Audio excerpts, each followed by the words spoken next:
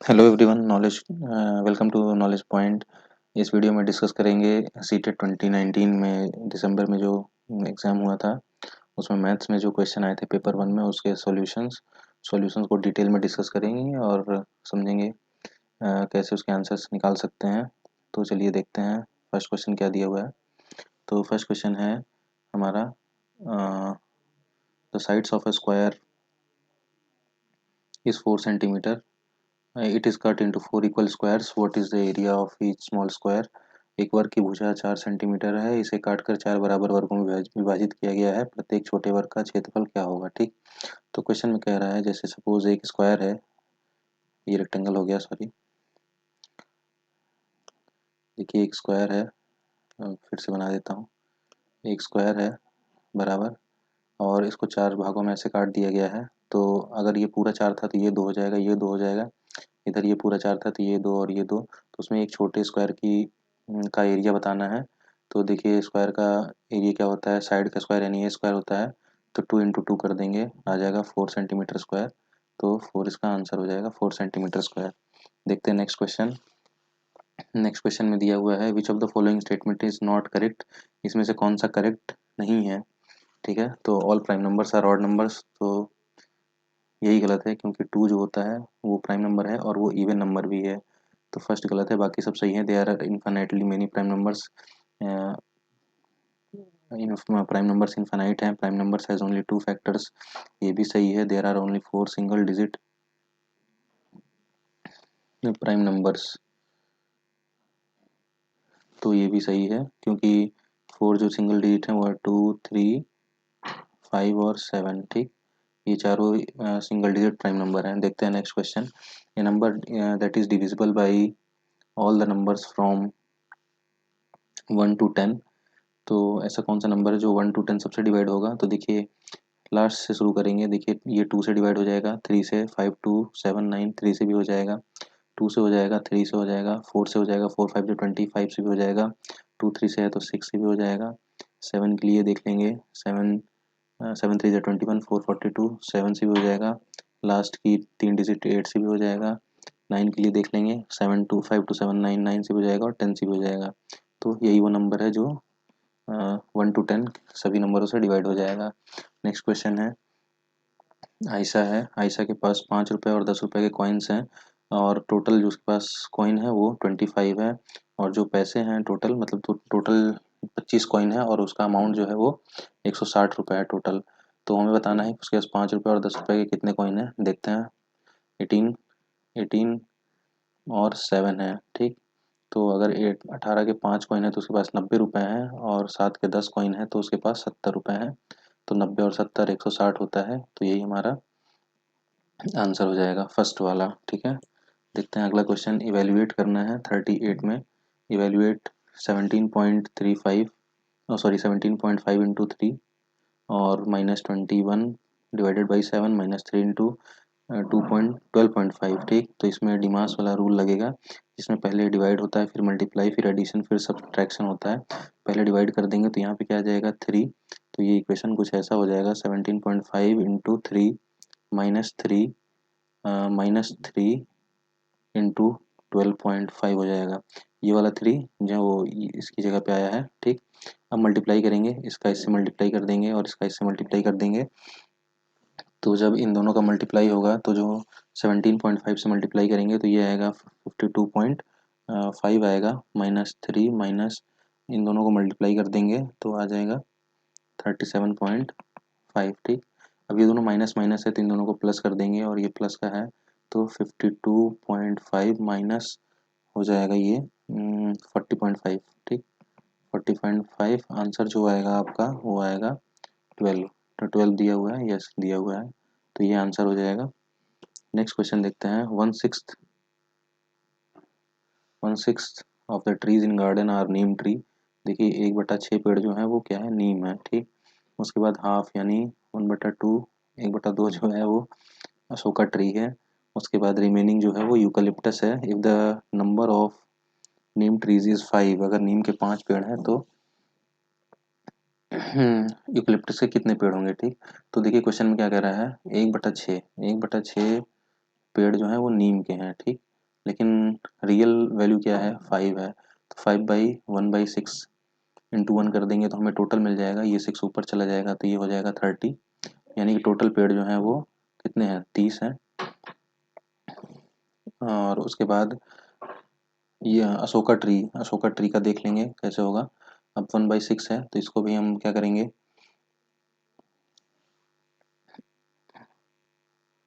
देखिए इसको भी 1/6 बना लेंगे। 1/2 इंटू 3 करेंगे, इंटू 3 करेंगे तो ये हो जाएगा 3/6, ठीक। अब देखिए 1/6 प्लस 3/6 कितना हो जाएगा, 4/6, ठीक। अब देखिए 4 जो है वो नीम प्लस अशोक है, ठीक। और बाकी बचे जो दो हैं इसमें से वो क्या है, यूकलिप्टस हैं, ठीक। तो हमें पता है क्या, 30 जो है वो टोटल पेड़ है, ठीक है। 30 जो है वो टोटल पेड़ है। तो हमें वैल्यू किसकी निकालनी है, 2/6 की, तो इंटू 2/6 कर देंगे। 6×5 = 30 हो जाएगा और 5×2 = 10 ट्रीज आ जाएगा यूकलिप्टस का, ठीक। तो 10 इसका आंसर हो जाएगा। देखते हैं नेक्स्ट क्वेश्चन क्या है। A train leaves Delhi on 29 August 2019 at 4:16.30। देखिए ये 16:30 जो है 24 आवर फॉर्मेट है, मीन्स इसका मतलब है 4:30 शाम को, PM, ठीक। बहुत आसान होता है इसे काउंट करना। जैसे दोपहर के 12 बजते हैं, उसमें +4 जोड़ दिया 16, उसके बाद +1 जोड़ दिया आपने, जैसे 1 बजता है दोपहर में तो +1 कर दीजिए तो ये हो जाएगा 13, 24 आवर के फॉर्मेट में चेक करने के लिए। 12 प्लस 2 बजे को क्या कहेंगे, प्लस करके जो आपको चेक करना हो 12 में प्लस कर दीजिए 14, तो 24 आवर फॉर्मेट में दोपहर के 2 को 14 कहते हैं। तो उसी तरह 4 को क्या कहेंगे, 12 + 4 = 16, ठीक। तो क्वेश्चन में कह रहा है कि 4:30 बजे जो ट्रेन निकलती है दिल्ली से, कितनी तारीख को, 29 को, ठीक। उसके बाद 30 को रीचेस डेस्टिनेशन ऑन 31 अगस्त, यानी 30 को भी ट्रेन चली, 31 को भी चली। इस दिन कब निकली थी, 16:30 को। तो 30 को 16:30 को कितना हो गया, उसे 24 घंटे हो गए। उसके बाद 31 को सुबह 4:30 बजे 12 घंटे और हो गए, ठीक। 24 + 12 कितना हो गया, 36 घंटे हो गए। अब 4:30 बजे से 4 घंटे इसमें हम और जोड़ देंगे तो कितना हो जाएगा, ये सुबह के 8:30 हो जाएंगे। और उसके बाद 15 मिनट उसमें हम और जोड़ देंगे तो 8:45 हो जाएगा, ठीक। तो ये हो जाएगा 40, और 15 और जोड़ देंगे तो 40 घंटे और 45 मिनट। तो ये हमारा आंसर हो जाएगा इसमें, ठीक है। 38 का 4। नेक्स्ट देखते हैं। In which of the following lengths have been arranged in decreasing order. इसमें बताना है कि डिक्रीजिंग ऑर्डर में लेंथ को किस में अरेंज किया गया, मतलब पहले सबसे बड़ा, फिर उससे छोटा, फिर उससे छोटा, ये हमें बताना है। तो इसके लिए आपको यूनिट का मीन्स आपको यूनिट के बारे में पता होना चाहिए। मैं जैसे इसमें मैं आपको बता दे रहा हूँ। सबसे पहले क्या होता है, सबसे पहले होता है मिलीमीटर, उसके उससे बड़ा होता है सेंटीमीटर, फिर होता है डेसीमीटर, ठीक है। फिर होता है मीटर, फिर होता है डेकामीटर, फिर होता है हेक्टोमीटर, ठीक है। फिर होता है किलोमीटर, ठीक। और यहाँ पे आप जितना नीचे जाएंगे, जैसे आप यहाँ से नीचे आएंगे, जैसे 1 सेंटीमीटर इक्वल टू कितना mm, तो 10 mm होता है, ठीक। मतलब जितना जितने प्लेस आप नीचे आएंगे उतने आप 10 को मल्टीप्लाई करते जाएंगे। अब जैसे यहाँ 1 डेसीमीटर इक्वल टू मुझे कितना निकालना है, तो हो जाएगा 10 × 10, क्योंकि आप दो बार नीचे आएंगे, एक बार सेंटीमीटर फिर एक बार मिलीमीटर। तो 10 × 10 mm, यानी कि 1 डेसीमीटर = 100 mm, ठीक। तो आई होप आपको ये समझ में आया होगा। चलिए क्वेश्चन सॉल्व करते हैं। तो क्वेश्चन में बताना है हमें कि सबसे बड़ा कौन है। तो सबसे बड़ा देख लेते हैं पहले। देखिए सबसे बड़ा इसमें फर्स्ट क्वेश्चन से गेस लगा लेते हैं। देखिए ये 800 सेंटीमीटर है, सबको एक यूनिट में कन्वर्ट कर देते हैं। चलिए मैं सबको मिलीमीटर में कन्वर्ट कर रहा हूँ। तो 800 है, तो एक बार नीचे आएगा तो ये क्या हो जाएगा, 8000 मिलीमीटर प्लस 8 मिलीमीटर, ठीक। और फिर 80 DM है, तो 80 DM को दो प्लेस नीचे लाना है तो इंटू 100 करेंगे, और प्लस 8 सेंटीमीटर है, यानी 8 × 10 कर देंगे। 8 × 10 तो ये कितना हो जाएगा, ये हो जाएगा आपका 8000 + 80, ये हो जाएगा 80 और ये कितना हो जाएगा आपका, ये हो जाएगा 800 मिलीमीटर था, हाँ मिलीमीटर था, तो 8008 हो जाएगा, ठीक। और सबसे पहले हमें दिया हुआ है 8500 मिलीमीटर। अब ये लास्ट 8 मीटर चेक कर लेते हैं। देखिए मीटर है तो 1 2 3 प्लेस आएगा, यानी कि ये 8000 मिलीमीटर हो जाएगा। तो पहला ये है, दूसरा ये है, तीसरा ये है, चौथा ये है, यानी सबसे बड़ा कौन सा हो रहा है अपना? सबसे बड़ा 8500 ही हो रहा है। तो ये ऑप्शन कट गया, ये ऑप्शन कट गया। अब बचा ये दोनों, फर्स्ट और लास्ट बचा है। तो देखते हैं इसमें अरेंज, पहला वाला देखते हैं। देखिए 8500 है। अब इससे छोटा कौन सा होगा? इससे छोटा होगा 8080। तो क्या यहाँ पे 8080 रेंज है? नहीं। क्या यहाँ पे रेंज है? 80 DM इन 8 सेंटीमीटर। तो यस, ये रेंज है। और उसके बाद नेक्स्ट है 80 सेंटीमीटर 8 mm, जो कि है ये वाला 8008। और उसके बाद सबसे लास्ट है 8000 मिलीमीटर, यानी 8 मीटर, ठीक। तो फोर्थ इसका लास्ट वाला जो है वो आंसर हो जाएगा। चलिए देखते हैं नेक्स्ट क्वेश्चन। कह रहा है इसमें एक 80 सेंटीमीटर की लॉन्ग वायर है जिसे रेक्टेंगल बना दिया गया है। कोई 80 सेंटीमीटर की लॉन्ग वायर थी, उसको रेक्टेंगल बना दिया गया है। ये लेंथ है, ये ब्रेड्थ है, और विड्थ है उसकी जो वो है 30 30 दी हुई है। लेंथ आपको बताना है, ठीक। तो देखिए कोई भी वायर थी 80 सेंटीमीटर की। अब अगर इससे ट्रायंगल रेक्टेंगल बनाया गया है तो दैट मीन्स ये पूरी चारों लेंथ इसकी जो है क्या है वो 180 होगी, क्योंकि इसी तार से बनाया गया है। तो वायर जो है वो तो छोटी है, बड़ी नहीं हो रही है, उसी को यूज़ करके बनाया गया। तो इसका मतलब है कि जो रेक्टेंगल का पेरीमीटर है वो कितना है? 180 है, ठीक। अब देखिए 2 इंटू लेंथ हमें पता नहीं है, ब्रेड्थ है 30 इक्वल टू 180। काट देंगे इसे, 2 9 या 90 हो जाएगा। L प्लस 30 बराबर हो जाएगा 90, और L बराबर हो जाएगा 90 माइनस 30 बराबर 60। तो ये हमारा आंसर हो जाएगा, ठीक, 60 सेंटीमीटर। चलिए देखते हैं नेक्स्ट क्वेश्चन क्या है। When asked to write 44, some students of grade 2 wrote it as 404। As a teacher how will you address this ना? अगर किसी कक्षा 2 के छात्रों को 44 लिखने के लिए कहा गया तो उसमें उनमें से कुछ छात्रों ने 404 लिख दिया। तो अगर आप टीचर हैं तो उसको कैसे संबोधित करेंगे या इस प्रॉब्लम को कैसे देखेंगे?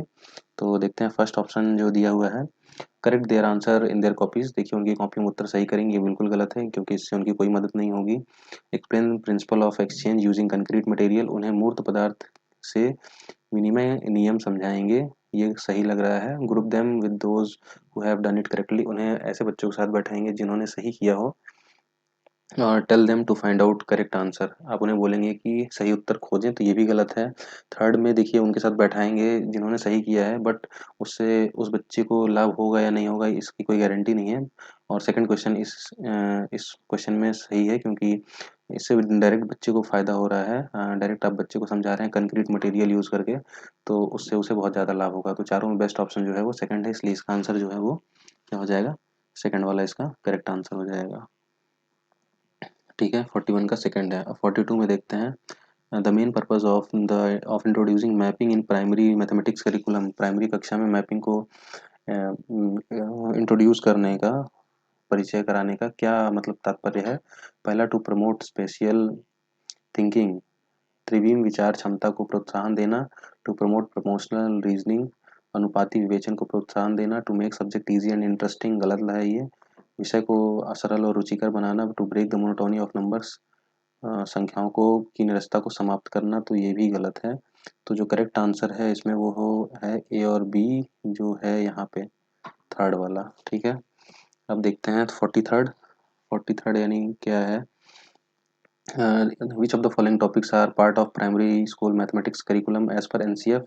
एनसीएफ के हिसाब से इसमें से कौन सा प्राइमरी स्कूल मैथमेटिक्स का पार्ट नहीं होना चाहिए? तो वो है रेशियो, ठीक है, अनुपात पार्ट नहीं है। अगला देखते हैं। Which of the following teaching learning material TLM can be used by the teachers to show two rectangles of different dimensions can have the same area without formula. Scale, क्या scale से आप बता सकते हैं कि दो रेक्टेंगल्स जो हैं वो सेम हैं? तो देखते हैं आगे और क्या है। Graph paper, thread, tiles. तो देखिए मेरे अकॉर्डिंग ये ग्राफ पेपर से आप आसानी समझा सकते हैं क्योंकि ग्राफ पेपर में बॉक्सेस बने होते हैं छोटे छोटे ऐसे, तो आप उसमें बॉक्सेस को काउंट करके बता सकते हैं कि ये इक्वल एरिया के हैं या नहीं है। उसके बाद टाइल्स भी सेम होते हैं। देखिए घर में टाइल्स लगी होती है, सबका जो शेप और साइज होता है वो सेम होता है, तो आप उसमें भी समझा सकते हैं कि एरिया जो है और उसका डायमेंशन जो है वो इक्वल है। तो आई थिंक बी और डी सही होना चाहिए इसमें, जो सेकंड वाला जो आंसर है वो सही होगा। देखते हैं नेक्स्ट क्या है। Which of the following could be contributing factor to underachievement in mathematics. Mathematics में कम उपलब्धि होने का क्या कारण हो सकता है? अगर कोई मैथमेटिक्स में अच्छा नहीं कर पा रहा है तो उसका क्या कारण है? देखिए जेंडर बिल्कुल नहीं है लिंक, क्योंकि कोई फ़र्क नहीं पड़ता कि महिला है या पुरुष है। अगर किसी का दिमाग तेज़ है, उसे वैसा वातावरण मिला है, उसने मेहनत की है तो बिल्कुल वो मैथमेटिक्स या किसी भी सब्जेक्ट में अच्छा कर सकता है। और सेकंड है सोशियो कल्चरल बैकग्राउंड, सामाजिक सांस्कृतिक पृष्ठभूमि, तो ये फैक्टर हो सकता है। नेचर ऑफ मैथमेटिक्स तो बिल्कुल नहीं। इनेट एबिलिटी ऑफ द पर्सन, व्यक्ति की स्वाभाविक क्षमता व्यक्ति की स्वाभाविक क्षमता, तो ये भी कम सही है। तो ये बैकग्राउंड पे ज़्यादा डिपेंडेंट है, मतलब ये आंसर जो है ये वो सेकंड वाला सही होगा। अगर उसका सोशियो कल्चरल बैकग्राउंड अच्छा है या उसे वैसा वातावरण मिल रहा है तो वो बिल्कुल अच्छा कर सकता है। और उसके बाद देखते हैं अगला क्वेश्चन क्या है। Which of the following is the most appropriate strategy to explain that 1/4 is less than 1/3। तो किस स्ट्रेटेजी से आप बताएंगे कि 1/4 जो है वो 1/3 से छोटा है। ठीक है, तो by using LCM method, by using paper strips, by using dienes block और बाय यूजिंग नंबर चार्ट।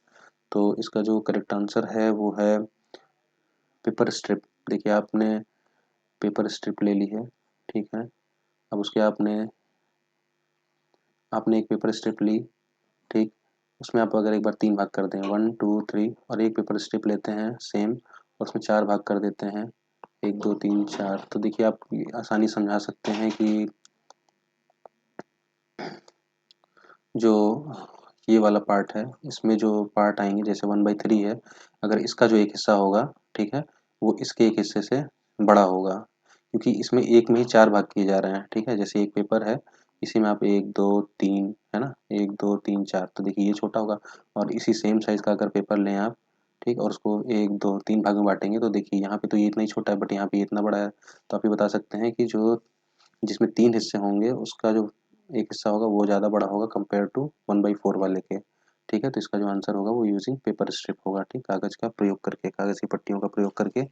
47 में देखते हैं क्या है। Which of the following is most important aspect of making lesson plan while teaching mathematics to primary school children, following the sequence of the textbook, presenting mathematical concept in structured manner, providing opportunities to student to allow construction of concepts, writing activities and questions for reference। तो देखिए ये गलत है।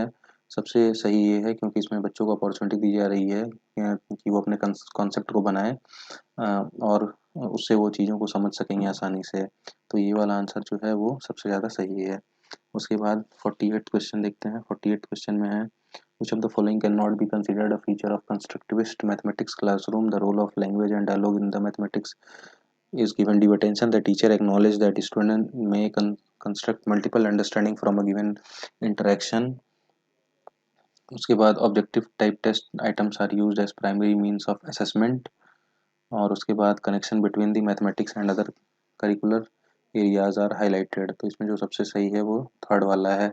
उसके बाद देखते हैं which of the following statement is in agreement with constructionist view of mathematics, mathematics is about learning facts, गलत है। Mathematician are required to discover the truth, ये भी गलत है। मैथमेटिक्स इज एंटायरली ऑब्जेक्टिव, गलत है। Visualisation is an important aspect of mathematics, ये सही है। मानदर्शन गणित का महत्वपूर्ण पहलू है। 50वां देखते हैं which of the following activities is best suited for the development of the spatial understanding among the children, बच्चों में त्रिमी समझ को विकसित करने के लिए अधिक उपयुक्त है। तो क्या उपयुक्त है? Drawing the top view of the bottle, ये हो सकता है। Locating cities on the map, नहीं।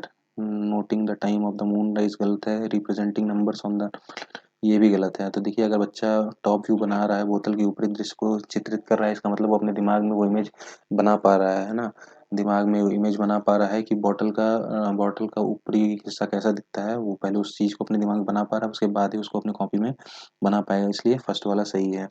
51 देखते हैं क्या है। Which of the following is not true with respect to the learning mathematics, ability to perform and excel in mathematics is innate, क्या है? innate है, ठीक है।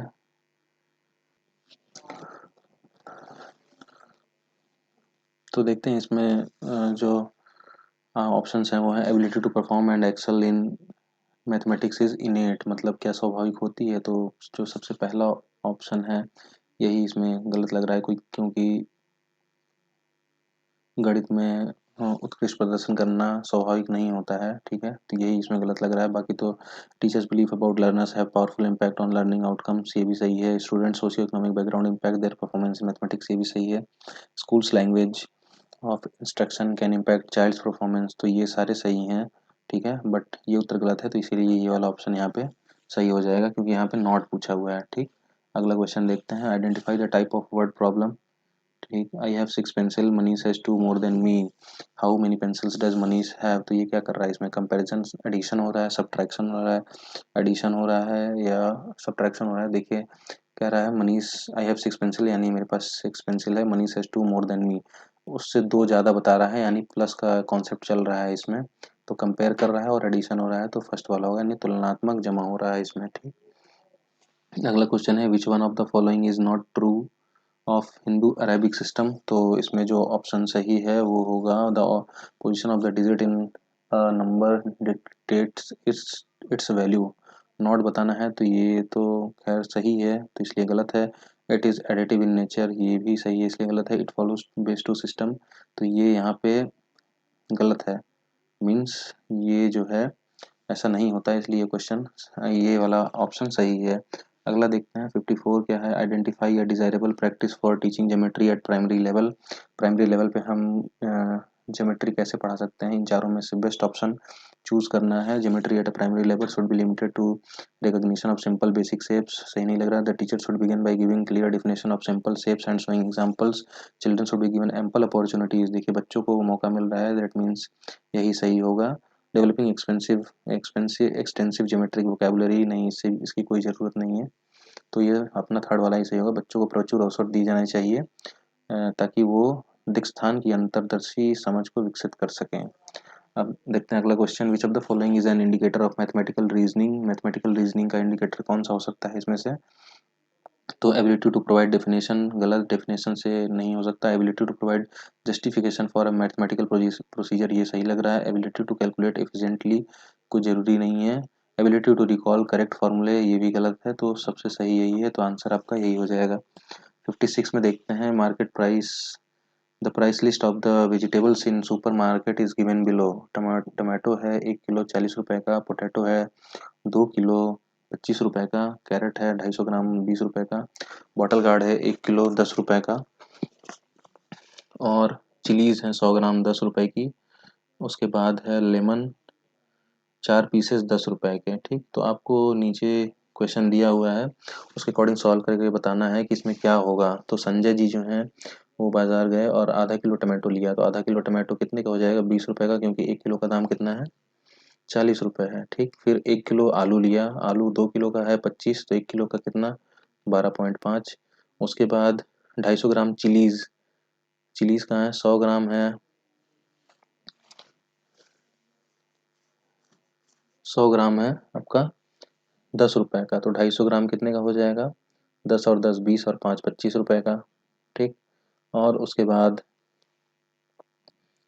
250 ग्राम, देखिए कितने सामान है, टमाटो हो गया, पोटैटो हो गया, आधा किलो कैरेट लिया है, कैरेट का दाम कितना है, 250 ग्राम 20 का है, तो आधा किलो कितने का हो जाएगा, 40 का, ठीक है। और उसके बाद क्या है, 6 लेमन, तो 4 लेमन जो है वो 10 रुपए का है, ठीक। तो 6 कितने का होगा, तो कितने का हो जाएगा, 15 रुपए का हो जाएगा, ठीक है, क्योंकि 2 लेमन जो है वो 5 का है, तो 6 कितने का हो जाएगा, 15 का हो जाएगा। अब हमें क्या करना है, इन सभी वैल्यूज़ को ऐड करना है, ठीक है, क्योंकि हमें यहाँ पे टोटल बताना है। How much money will he get back, oh sorry, उसने कितने, उसके पास 200 रुपये हैं, तो उसे वापस कितने रुपए मिलेंगे। तो पहले हमें इन सबको जोड़ना है कि उसने कितने खर्च किए हैं टोटल, उसके बाद हम सब्ट्रैक्ट कर देंगे उसे 200 से, तो हमें पता चल जाएगा कि उसने कितने खर्च किए हैं, ठीक है। तो इन सबको आप अगर जोड़ेंगे तो इसका जो आंसर आएगा वो आएगा 112.5, ठीक।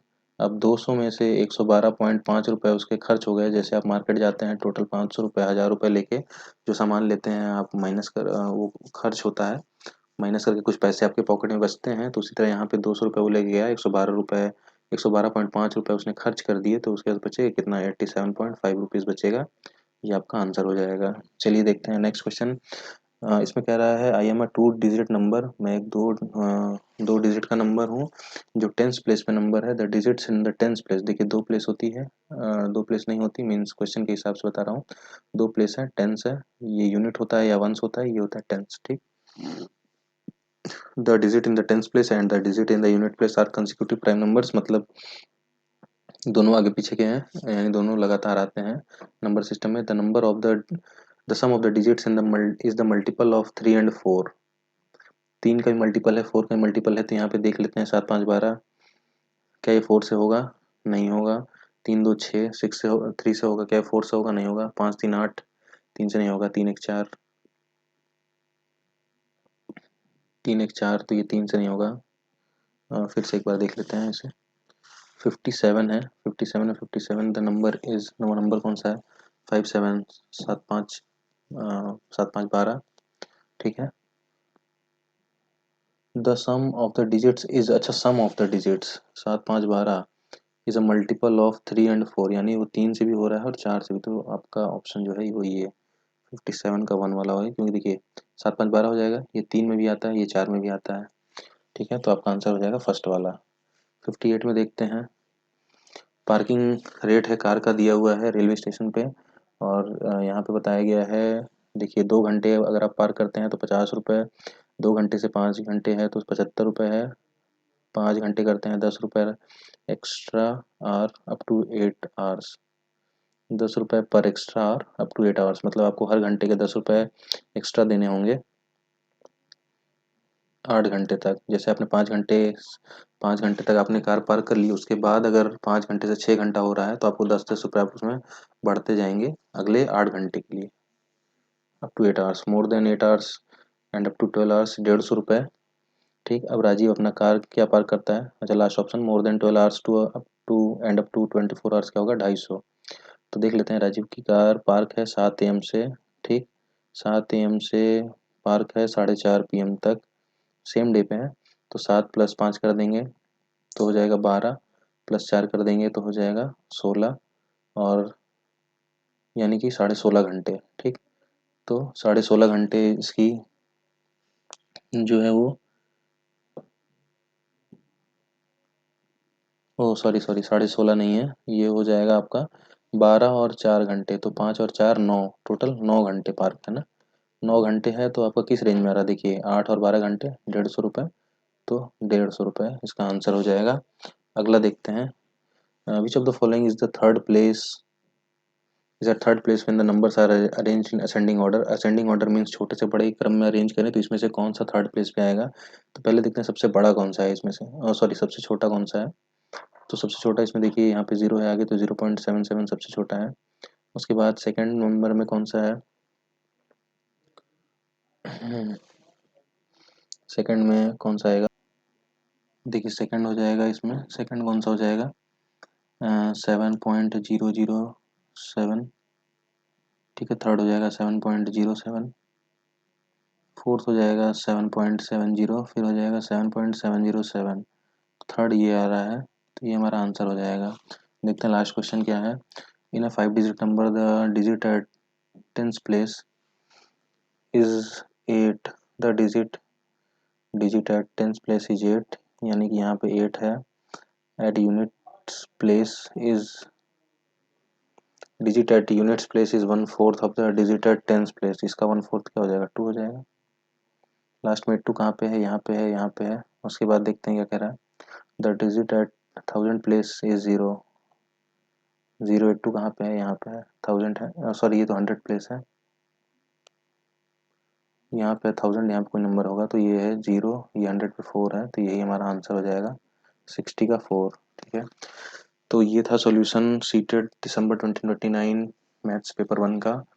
आई होप आपको सॉल्यूशन समझ में आए होंगे, और अगर आपको कोई डाउट रहता है किसी क्वेश्चन में या कोई करेक्शन हो तो आप कमेंट करके बता सकते हैं, ठीक है।